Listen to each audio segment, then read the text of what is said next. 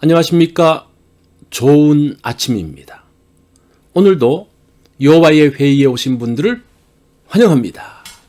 이번 한 주간 또 새롭게 주어졌습니다. 이번 주간 또 하나님께서 어떻게 우리에게 말씀하실까요? 그 말씀에 귀를 기울이고 그 말씀을 따라서 나아가는 또 한 주간이 되어지기를 바랍니다. 오늘 주신 말씀은 사도행전 25장 23절입니다. 이 말씀 제가 받들어 읽습니다. 이튿날 아그리빠와 버니게가 크게 위엄을 갖추고 와서 천부장들과 시중에 높은 사람들과 함께 접견 장소에 들어오고 베스도의 명으로 바울을 데려오니. 오늘 말씀의 제목은 재판하는 자, 전도하는 자입니다. 기독교는 천한 사람들, 또 어려운 사람들로부터 시작해서 높은 지위의 사람들, 부자들에게 복음이 전파되어졌습니다. 한국교회의 부흥도 어린아이들인 주일학교에서 시작되었다고 합니다. 1960년, 70년대에는 각 교회마다 아이들이 차고 넘쳤습니다. 어린아이들이 신앙을 가지고 부모님을 전도했습니다. 그때 아이들이 얼마나 신앙이 좋았는지 모릅니다. 그 아이들이 자라서 1980년대, 90년대 한국교회의 큰 부흥을 만들었습니다. 바울은 가이사라 총독 관저 감옥에 잡혀 있습니다. 몸이 묶여져 있기에 복음을 전할 수 없습니다. 천한 제수의 몸으로 할 수 있는 것은 거의 없어 보입니다. 로마 총독 베스도는 큰 힘을 가진 사람입니다. 바울을 해할 수도 있고 풀어줄 수도 있습니다. 총독의 말 한마디에 상황이 달라질 수 있습니다. 그런데 실제 상황은 다르게 흘러가고 있습니다. 로마 총독은 유대 지도자들과 바울 사이에 끼어서 어찌할지 고민하고 있습니다. 아무런 힘이 없어 보이던 바울이 총독의 마음을 흔들고 있습니다. 죄수 바울이 로마 황제에게 상소했습니다. 죄목이 없는 바울을 로마 황제에게 보낼 수 없습니다.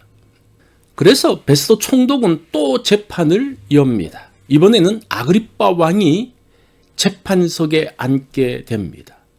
재판석에 앉은 사람은 양쪽이 하는 말을 잘 들어야 합니다.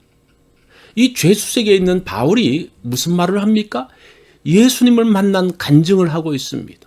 바울은 이것 때문에 잡혀왔기 때문이죠. 왕은 바울이 전하는 예수님에 대해서 귀를 기울여야 합니다. 왜냐하면 재판을 해야 되기 때문이죠. 재판하러 온 아그리빠 왕은 바울의 밥입니다. 아그리빠 왕은 버니게와 함께 복음을 듣고 있습니다. 천부장과 성중에 높은 사람들도 함께 듣고 있습니다. 이 모든 사람들을 전도했던, 불러 모았던 사람은 베스도 총독입니다. 세상의 관점으로 보면 바울은 재판받는 사람입니다. 하나님의 관점으로 보면 바울은 복음을 전하는 사람입니다. 하나님의 관점으로 보면 완전히 다른 상황이 펼쳐지고 있습니다. 바울은 이제 로마 황제에게 복음을 전하러 갈 것입니다. 로마 정부가 필요한 모든 경비를 지불하고 있습니다. 바울은 로마에 가서 왕의 시위대 사람들에게 복음을 전하게 됩니다. 그게 빌립보서 1장 13절의 말씀이죠. 하나님께서 바울에게 주신 사명이 이루어지고 있습니다. 사도행전 9장 15절의 그 말씀이죠. 이 사람은 내 이름을 이방인과 임금들과 이스라엘 자손들 앞에 전하기 위하여 택한 나의 그릇이라. 유대 땅에 있는 총독들과 임금들에게 복음을 전하고 이제는 로마 황제에게도 복음을 전하러 갑니다. 하나님의 관점으로 본 사도행전 25장의 모습입니다. 세상의 관점과 하나님의 관점은 다릅니다. 하나님의 관점으로 보면 많은 것들이 다르게 보입니다. 내가 당하는 어려운 상황이 하나님의 관점에서는 완전히 다른 상황일 수 있습니다.